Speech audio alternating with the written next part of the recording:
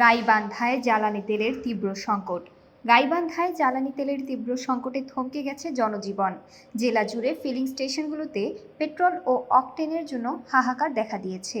গত কয়েকদিন ধরে তেলের সংকটে ভোগান্তি পৌঁছেছে চরমে। পলাশবাড়ীতে তেলের লাইনে দাঁড়ানো নিয়ে সংঘর্ষে ৩ জন আহত হওয়ার খবরও পাওয়া গেছে।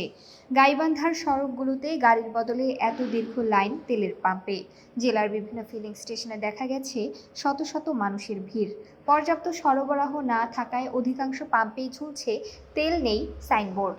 ভুক্তভোগীরা জানান, ঘন্টার পর ঘন্টা লাইনে দাঁড়িয়েও মিলছে না কাঙ্ক্ষিত জ্বালানি। তেলের সংকটে শুধু পরিবহন নয়, প্রভাব পড়েছে চাষাবাদেও।